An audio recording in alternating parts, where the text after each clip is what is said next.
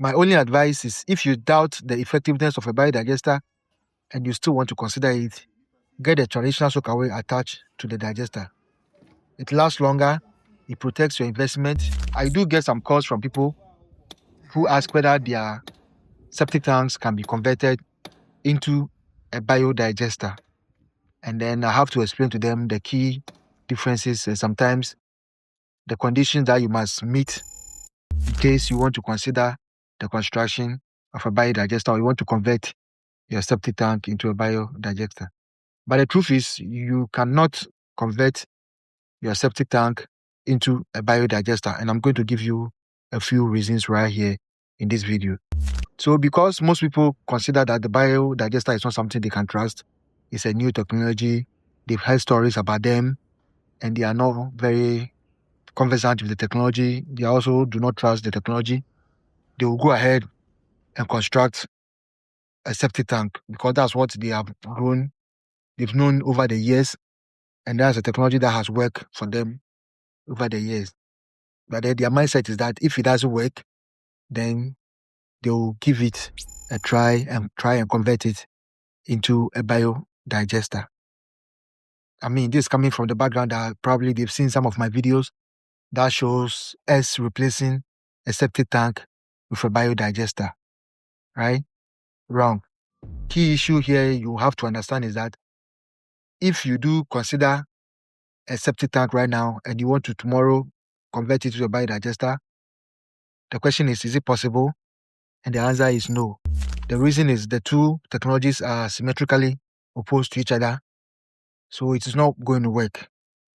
Some of the reasons are the fact that the size and depth of a biodigester is in no way similar to a septic for you to be converted to work.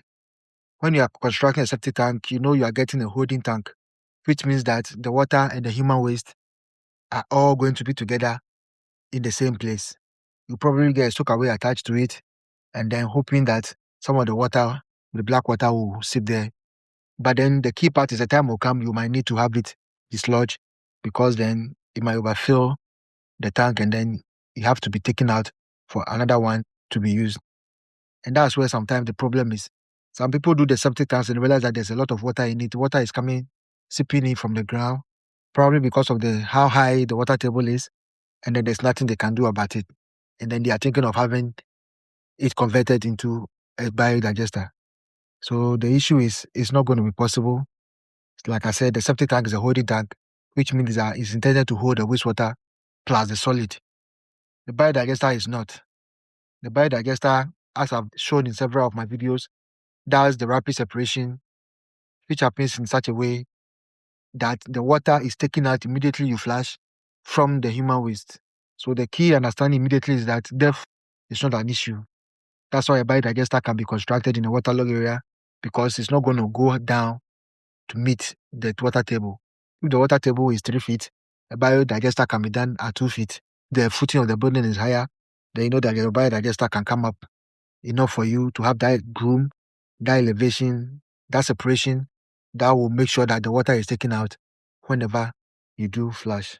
In this case, most of the time, what I advise homeowners who are interested in biodigesters and they think that they can convert their septic tank to biodigester is that a separate digester will have to be done and the pipes will have to be terminated and the digester will have to be done either at the side or at the place whereby there's enough elevation for the pipes, inlet pipes to come and then it to work. So if you ask me and you think you don't trust the technology right now, but you are going to do a septic tank, if it does not work, you have to convert it to a biodigester. You'll be throwing your money away and then you'll be wasting your resources. Your best bet is to always get somebody who is good at what they do and people are there who can help you answer this question and give you a solution when it comes to biodigesters. Because if you do the septic tank and tomorrow you decide you're not going to use that one, you need a biodigester, 3 key things might happen. You'll be forced to change your toilet seats.